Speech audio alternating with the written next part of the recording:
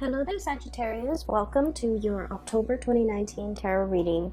It has been a while since I did a reading for you guys, so I'm really happy to be able to catch up with you all. I hope you all are doing well, and I apologize for my absence for the past few months. I hope that this reading resonates with you, that it also helps you navigate the energies. So, let me talk about what I sense when I was shuffling out the cards, okay, and then we'll talk about this spread. Needless to say, I feel like this spread is very, very focused on all the important love relationships in your life, okay? And I feel like we have four people here, like four court cards indicating people. And we have water signs, earth signs, and air signs. So you're dealing with a lot of people. And for some of you, you might be dealing with all three of them. Others, you might be dealing with facets of each of these characters. And then while others still might be dealing with like only one of these scenarios. But I feel like this is a month where it is very much about, figuring out the relationships in your life that are worth salvaging, the relationships that are worth still being in, and the relationships that have been draining. So I feel like there's a lot of reassessment going on here. Libra is about the balancing scale, and as we head into Libra season, I feel like the imbalances, unequal give and take, lack of reciprocity in relationships and in all partnerships, in all of our communication with another person will be very evident. And so it's a time for us to really take stock of what's not working or what is working, and to figure out solutions to balance out the give and take in relationships. Okay, so I feel like for a lot of the signs, for a lot of people in general, everything that has happened since the month of January moving into now in the month of October, I feel like you're getting signs and messages along the way to indicate to you what is lacking, what's not working in your relationship. And I feel that it's time for you to take the knowledge and the wisdom with you and try to either fix the relationship if you are still in love, leave the relationship if you're no longer in love, and seek the right partner that will give you that sense of equal balance, give and take, and reciprocity so that you can move on to better relationships. So it is an important month to put theory into practice, to figure out what you have already learned and how to implement that into the world, okay? So when I was shuffling out this spread for you, I saw two images. The first one is, I see you sitting at a table, and it looks like a karaoke bar. There's like a stage, a makeshift stage. It's not a platform or anything. It's just an area they cleared out. There's a microphone in the middle. And you're sitting at a table and you're looking at somebody, their name is called up, and so it's like an open mic night. And it's at a bar, you're having your drink, and you're a man.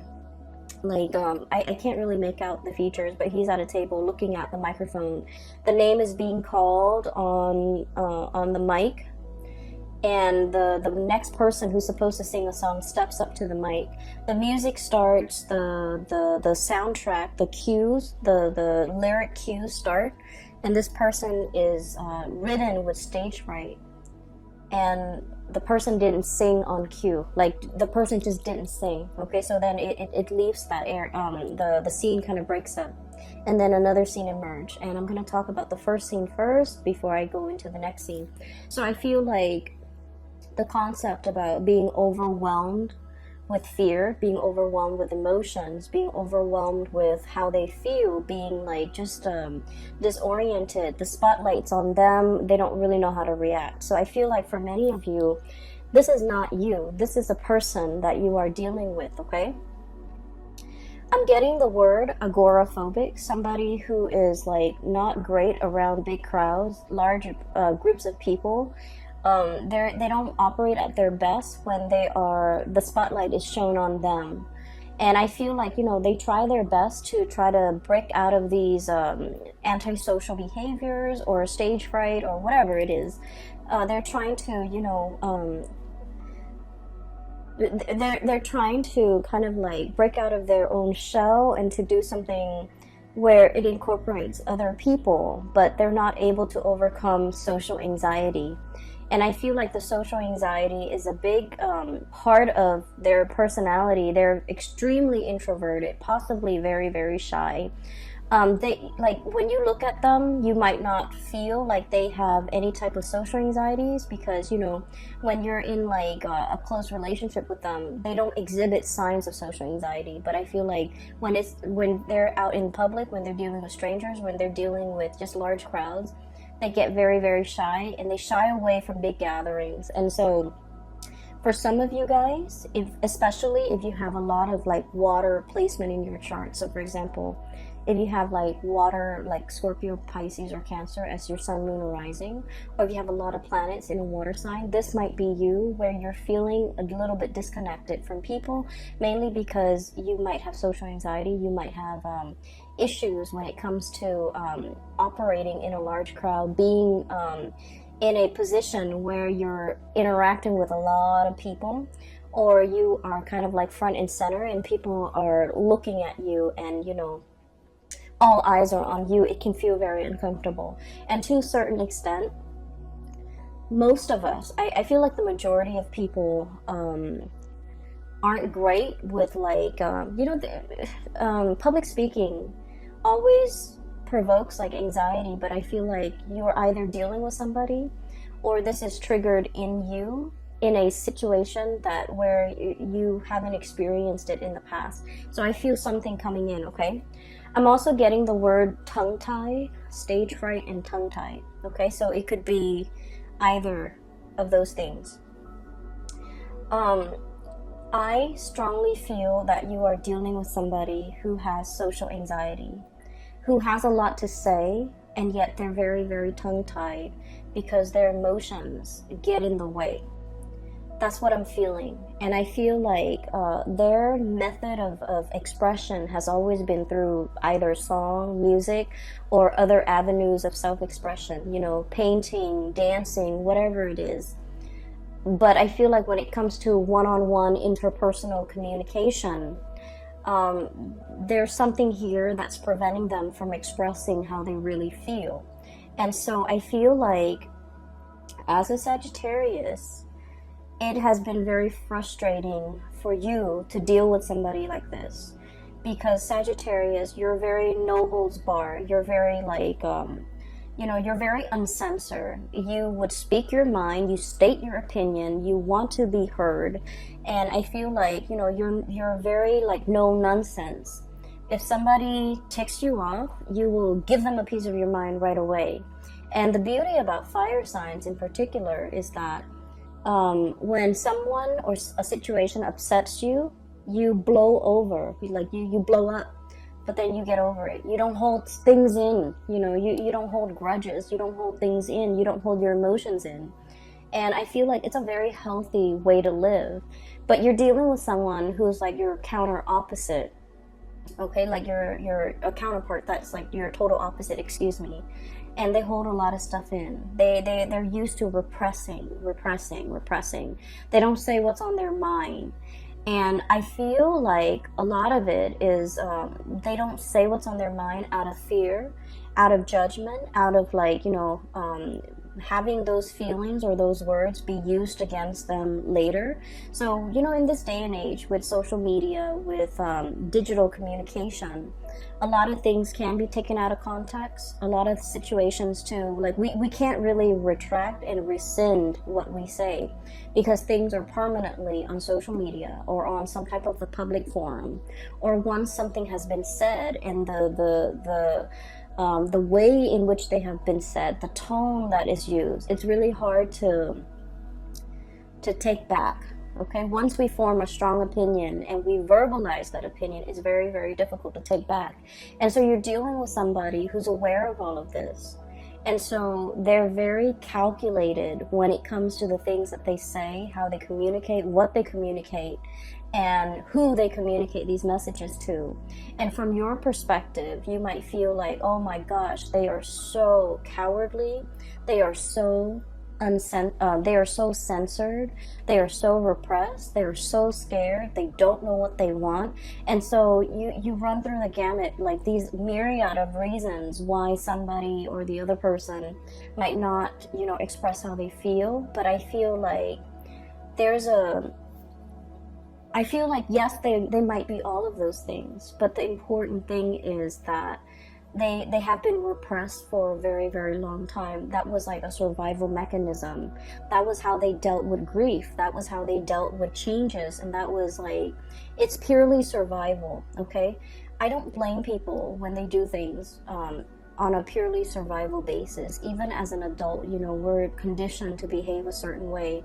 And so I feel like it's hard for you to understand this person.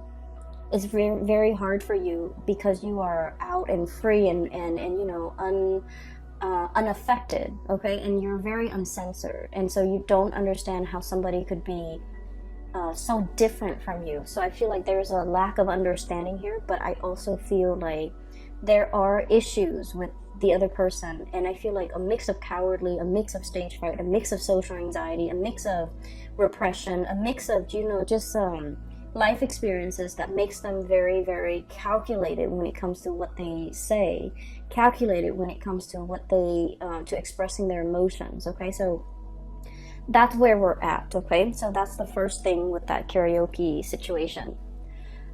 The second image that I'm seeing here is I have this little boy. He's wearing a raincoat and his little backpack, and it's like in the morning, and it's kind of drizzling outside, and he's waiting for the school bus, okay? So he's about like 5 or 6. He's waiting for the school bus. The school bus is supposed to pick him up in front of his house, but he's in the porch because it's kind of sprinkling. And he's debating, you know, I don't want to go to school today. Kids are mean to me, or, you know, I just don't want to go to school today. I don't want to be in school. It's kind of rainy. I'd rather be home. I'd rather and I don't feel that great. And I feel like he doesn't feel that great. It's the weather affecting him. But, you know, children, they can't really verbalize these things. So he's just like, I feel crummy. I want to stay home today. I should tell mom that I don't want to go home. So he's like running through these thoughts in his mind. And then he's like, I don't want to go home. I don't want to go home. I don't want to go to school. I don't want to go to school. I want to stay home. And then he's still deliberating in his mind. Should I go back in and tell mom I don't want to go to school? And then just then the bus comes. And the bus door opens. And he's like, I don't want to go to school. Should I just go back inside and tell mom? And then he finds himself walking towards the bus. And then the door closes and the bus takes off because he took too long. Okay, so I feel like, once again, this could be you or another person that you're dealing with. And I feel like it's a situation where it's uneasy. You have like a gut reaction or a gut instinct on what you should do. Right? Like you might have a disaffinity for something, like a lack of liking for something, or an aversion to something, or like just a repulsion towards something.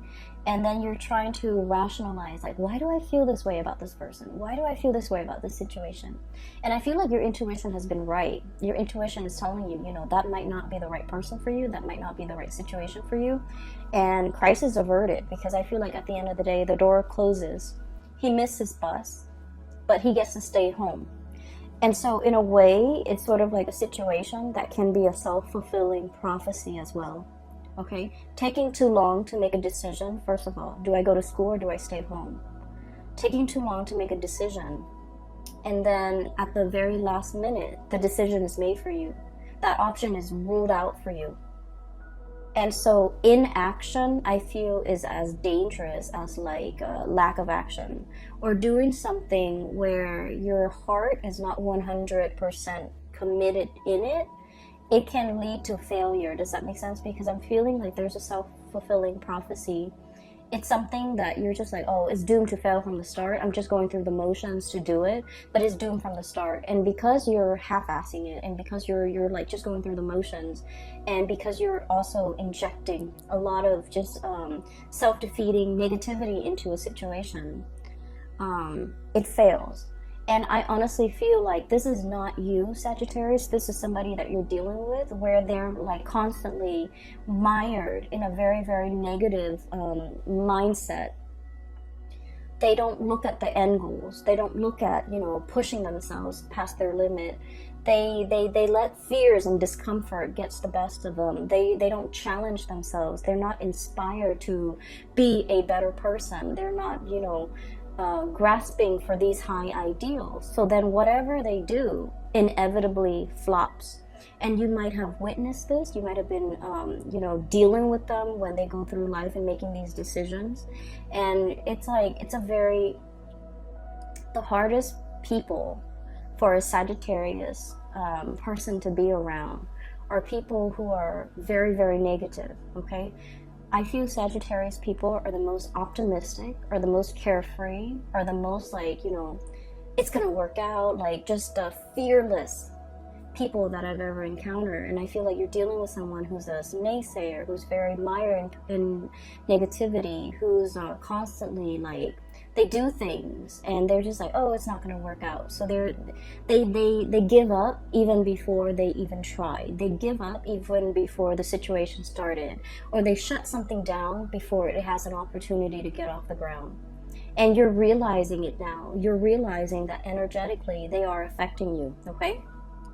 The other part of this that I want to emphasize is he wanted to stay home, right? Like the little boy, he wants to stay home. He didn't say anything. And then I feel like there's something here about, you know, tongue-tied, not being able to speak, not having the right vocabulary, not feeling fearful, feeling afraid, feeling censored, okay? So those are the key words as we head into this month, and hopefully these messages will provide a lot more clarity for you when you're dealing with with another person that behaves this way. So right off the bat, what I'm feeling is this is a month of major communications, okay? And especially as it relates to like feelings, emotions, being like where things are kind of laid bare. They're out in the open. They're happening very fast. This to me indicates usually like electronic communication that comes out either physically in person or like electronic communication where they're coming at you very, very, very fast and you have like a split second to respond, or timeliness when it comes to your response is very important, okay? So there's a lot of communication here. If we're looking at this situation, I feel like if in the past there has been a channel of communication that has been blocked, where you feel like you have to literally pry the answers out of the lion's mouth, okay? You have to like literally like pull out answers, command answers, or like demand it from another person. I feel like the floodgates are opening. So right off the bat, I feel like there's a situation where you are asking a lot of questions about to a person, or this is happening to you. And I feel like for many of you, if it has been, you know, the past few months of like constantly communicating with someone, wanting clarity, wanting like certainty, wanting something solid and concrete, I feel like the floodgates are finally opening because you have been dealing with somebody who is very tongue-tied, who's very afraid, who is very calculated in the way that they communicate, in the way that they speak. And so I feel like you've been pushing it and pushing it and pushing it, and finally the floodgates open. You're getting the communication that you're looking for. What we have here is a really, really beautiful situation. We have here the Ace of Cups, and this is denoting to me new love, okay? This is like an opening up of the floodgates where feelings are finally expressed for the first time. You definitely have somebody who's coming into the picture, coming forward to make you an offer. And what I sense is you are always very courageous when it comes to being vulnerable, okay? Being vulnerable is like the hardest thing for anybody to do. You put your heart out there, you put your feelings out there, you made yourself known, you made yourself available. You know who you want to be with. And you have made that very, very clear from day one. I'm not playing games. I want this, and this is all that I want. And I feel like because you have been adamantly pursuing it, there's definitely somebody coming into the picture for reciprocity, to reciprocate this outpouring of love. Somebody who's very touched, who's very like, they might have been guarded in the past, but now they're in a position where they trust what you have to say, they trust your emotions, they trust your feelings, and they're still very much shy and trepidatious about making this big leap towards you, jumping in the water, you know, enjoying this relationship even. But they're making an effort, okay? So I feel like it's slow, but it is very steady.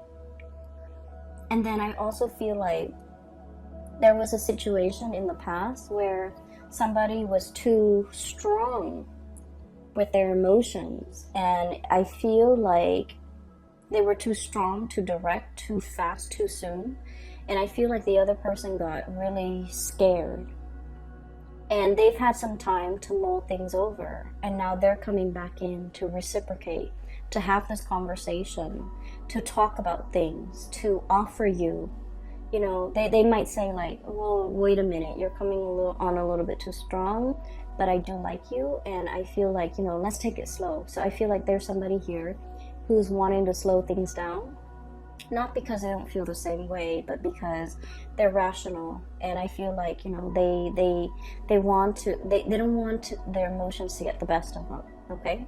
It's not a bad thing to slow things down, but I definitely see a situation where there is tremendous outpouring of love, and you're going to get that reciprocity between you and another person.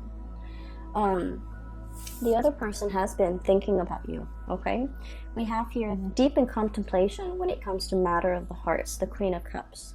Deep contemplation. How's this going to work? How's the future going to look? How are we going to work together as a unit? Where are we going to live? What are we going to do? How do we navigate each other's energies? How do we live in the same space? How do we share resources?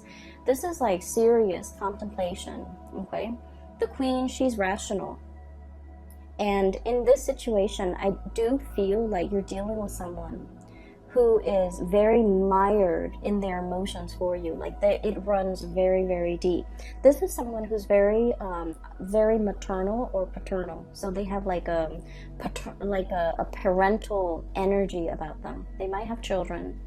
They might be I'm seeing somebody who like really knows how to take care of another person. They don't enter relationships unless it's the long haul. So they might have, you know, dated only like a few people, okay? And so when they date, they think about long term. They think about, you know, the marriage, the engagement, the house, the kids, the happily ever after. They don't rush into a situation just to see what happens. If it doesn't work, then, you know, we'll separate. They don't do that. They don't play like that. And so I feel like your direct energy might intimidate them, might scare them, and it might even make them feel like you're not here to stay. Like they might think you're not as serious. They might think that you're a serial dater. They might think you're after the thrill of the chase, and they might not take you at your word or take you at face value or take you seriously. So I feel like they've been thinking over this about you for a very, very long time. And emotionally, they feel the affinity towards you. They feel that pull, okay? I'm seeing a situation where somebody is definitely coming forward, okay? This is the Chariot, forward momentum, two disparate energies working together, moving the Chariot in the same direction. So I do see, and I say this a lot with Sagittarius, you and a partner who might be from, you know, like an interracial type of a situation, okay? The traditional depiction of this card is we have the black sphinx or the black horse and the white horse working together to pull the chariot along, and I usually think of that as like an interracial couple, two people who might be very culturally different, okay? So keep in mind, for example, you might be like born in the same country, and then one person, you both might move to the United States, and one person is still a lot more traditional, the other person might be very Americanized. So in a way, that's like still culturally different, okay?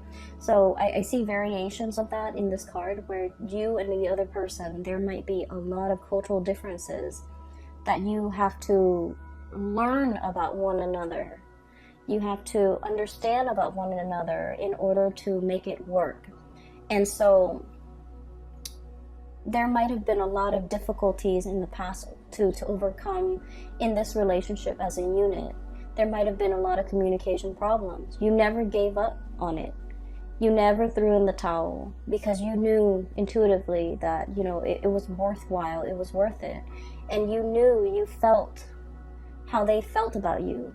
You felt it even though they never said it, because they were scared of their feelings. They were afraid of being found out. They were afraid of, like, you know, how they felt. They were afraid. They were running from it. And I also feel like they were so, it caught them off guard, and the feelings were so strong that it was hard for them to verbalize it, and they were afraid of it. They didn't want to face it. They didn't want to admit to it. They didn't want to talk about it. But moving forward, I feel like there's a breakthrough here where the floodgates open, and this outpouring of love and emotions is definitely coming through, where the other person is coming into the picture, wanting a conversation and wanting to build, okay? You have another character here, so that's, I see one person who's very afraid, and then I have another person who's very calculated with their words, with the things that they do. They're very measured with what they do. So this is one person here, and I see another person.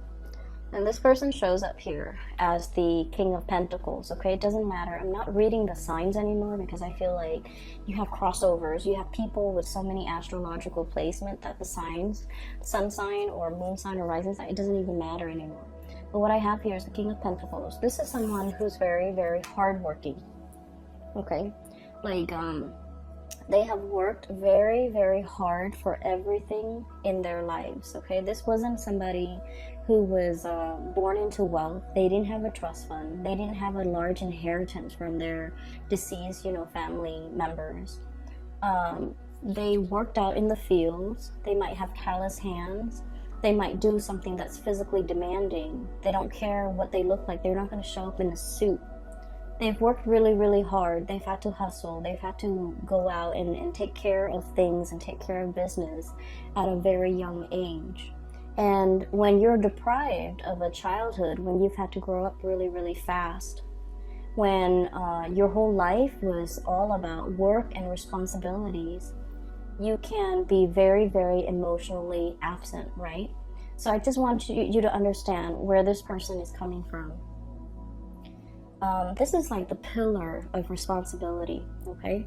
This is somebody who make a lot of sacrifices for the greater good. This is also somebody who really craves stability. They crave predictability. They crave hard work. They crave an opportunity to prove themselves. And so just imagine you're dealing with someone like that. And when they look at you, you're hot, fiery, and passionate. You're very unpredictable. You're very uncensored. You're very no holds barred. You're very impulsive as well, I feel. But you're so lucky because your impulses don't get you in trouble. But Aries do. And I feel like to a certain extent, Aquarius and Leo, their impulses, you know, and Pisces, their impulses often get them in trouble. But I feel like you're ruled by, you know, Jupiter, which is the planet of luck. You have a guardian angel. And you never get yourself in sticky situations for very long. There's always an out for you. But the point is, they look at you, and everything that you do is like runs counter to everything that they have done thus far to achieve everything in their life. So they look at you as a wild card. They look at you as kind of like, it's exotic and fun and exciting and passionate, but it's unstable. That's how they perceive you. And so this is not somebody that enters situation, relationships, friendships, with like, you know, arms wide open. They're calculated with the things that they say. They're calculated with, you know, projecting outcomes. They crunch numbers. They think about odds and probabilities. And I feel like the odds of them going after you is very low, mainly because they feel like it's a wild card. I feel though there's still going to be communication with you and this person. This is what I usually call, like, you know, ringing the bell, okay? This is like the lobby attendant somebody coming in, making their presence known, ringing the bell, and they're going to make their presence known. There's still going to be communication. They're still enthralled and seduced by you. And I also feel like they're still very much like wanting that connection. But I do sense, and I'm not into, telling you to change your behavior or anything like that in order to be with this person. I just feel like it's going to take some time. It's going to take some time for them to learn to trust you completely. It's going to take some time for the two of you to work out your differences. It's going to take some time for this person especially to really open up. And in the meantime, the love, the affection, the chemistry is great. And the attention that you give them is really good for their ego. They really enjoy it. But I feel like there's a little bit more of a heart-soul connection here. But I also feel like you're putting a lot of work in this situation. It is time for you to kind of like step back a little bit and let this person come forward towards you. So don't take this burden upon yourself. Let this person share the burden. Let this person do the work.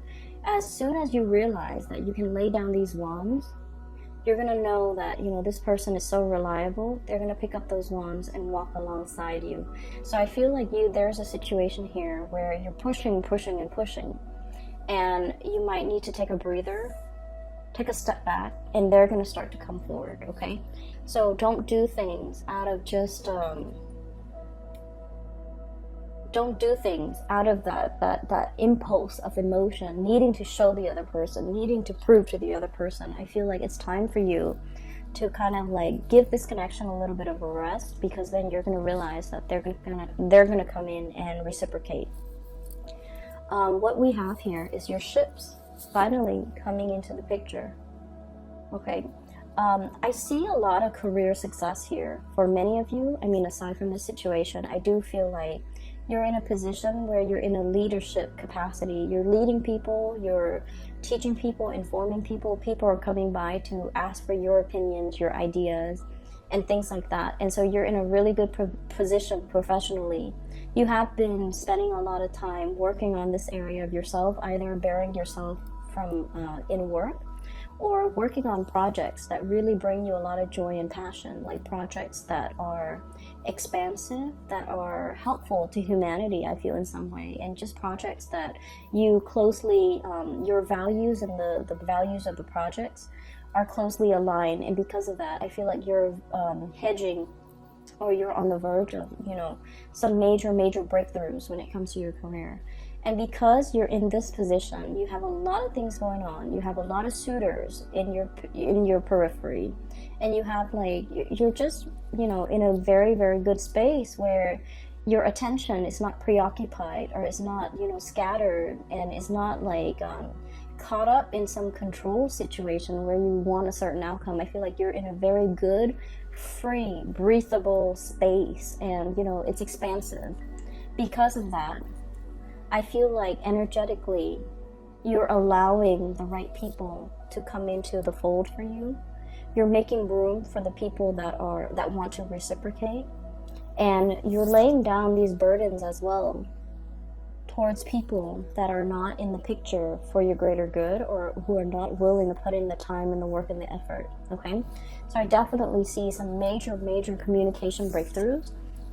The last card here that we have is the King of Swords, and the King of Swords is once again all the characters that you're dealing with, especially the two kings, King of Pentacles and King of Swords. These are not emotional types of people.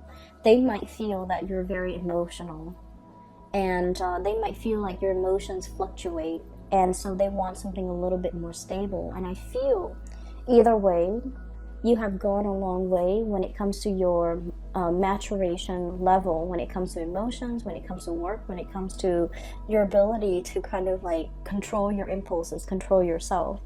And I feel like that makes it a lot easier for them in their interaction with you, in their communication with you, to be able to, have a conversation and feel like they can express themselves, and feel like you're to finally understand how sincere you are.